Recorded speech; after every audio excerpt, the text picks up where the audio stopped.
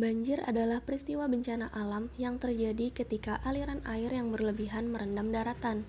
Dalam hal ini, ada beberapa lembaga yang menangani dan memberikan informasi tentang bencana alam, yaitu Badan Meteorologi, Klimatologi, dan Geofisika adalah lembaga pemerintah non-departemen Indonesia yang mempunyai tugas melaksanakan tugas pemerintahan di bidang meteorologi, klimatologi, dan geofisika. Yang kedua, Badan Penanggulangan Bencana Daerah atau BPBD merupakan lembaga penanggulangan bencana yang berkedudukan di bawah dan bertanggung jawab kepada gubernur. Bencana banjir ini bukan kali pertama terjadi di Jakarta. BMKG mencatat banjir besar pernah terjadi di ibu kota pada Januari dan Februari tahun 1918, Januari tahun 1979, Februari tahun 1996, Februari tahun 2007, Januari dan Februari 2013, dan pergantian tahun 2019 ke 2020. BMKG mengungkap ada 3 fenomena alam yang mempengaruhi cuaca di Jakarta. Salah satu fenomena itu adalah badai tropis Ferdinand di sekitar Samudra Hindia dan Barat Banten, pembentukan pola pertemuan massa udara yang memanjang dari Jawa Barat menerus ke Jawa Tengah, Jawa Timur hingga Bali, Nusa Tenggara Barat, dan Nusa Tenggara Timur. Dan yang tiga adalah adanya belokan angin yang terpantau terjadi di Sumatera bagian selatan. Bencana banjir besar di Jakarta terjadi pada tanggal 1 Januari 2020. Banjir terjadi akibat curah hujan tinggi yang melanda Jakarta dan sekitarnya sejak sore 31 Desember 2019. Bencana banjir yang melanda DKI Jakarta meliputi Jakarta, Bogor, Depok, Tangerang, Bekasi, dan sejumlah di daerah lain Pulau Jawa.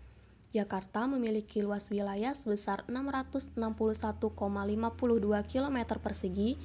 Gubernur DKI Jakarta Anies Baswedan menyebutkan ada 15% wilayah Jakarta yang terendam banjir, yaitu ada 99,228 km persegi wilayah Jakarta yang terendam banjir. Bencana banjir ini diawali dengan hujan yang terus mengguyur wilayah Jabodetabek sejak Selasa sore 31 Desember 2019 dengan intensitas lebat hingga 1 Januari 2020. Berdasarkan data BNPB dan BPPD DKI Jakarta, pada pukul 5 pagi, pintu air Katulampa terpantau setinggi 40 cm atau siaga 4. Begitupun pintu air Depok yang sudah setinggi 150 cm dan masih siaga 4. Di bawah, pintu air Manggarai sudah siaga 2 dengan ketinggian air 915 cm. Pada waktu yang sama, air sudah mulai menggenangi beberapa titik di Jakarta Pusat, Jakarta Timur, dan Jakarta Barat. Air meninggi pada pukul 2 siang hingga mencapai 200 cm. Sekitar pukul 3 sore hingga 4.30, Menteri Pekerjaan Umum dan Perumahan Rakyat Basuki Hadi Muljono melakukan pantauan udara. Hasilnya, wilayah normalisasi Das Ciliwung terpantau aman. Hingga saat itu, air dari Katulampa masih belum sampai ke Jakarta. Air dari Katulampa Bogor diperkirakan baru tiba di Jakarta pada pukul 6 sore. Kemudian pada malam hari, yang jamnya tidak diketahui, Kampung Pulo, salah satu wilayah Das Ciliwung yang dinormalisasi tergenang air. Adapun beberapa dampak yang ditimbulkan akibat bencana banjir ini yaitu, pertama, ada 66 korban meninggal karena tanah longsor, hipotermia, tenggelam, dan tersengat listrik. Kedua, terdapat 6 kecamatan yang terdapat di 4 kabupaten atau kota yang menjadi terjangan banjir bandang, tercatat sekitar 17.200 jiwa yang mengungsi akibat banjir bandang dan tanah longsor. Ketiga, dampak banjir yang menggenangi daerah Jabodetabek tercatat berimbas pada kerugian yang dialami 73 pasar tradisional. Kerugiannya tercatat sampai 350 miliar rupiah. Dari banjir itu diperkirakan ada 17.000 pedagang yang ikut terdampak kerugiannya, baik secara langsung maupun tidak langsung. Akibat banjir itu, harga mobil bekas banjir mengalami penurunan drastis. Kerugiannya ditaksir mencapai puluhan juta rupiah.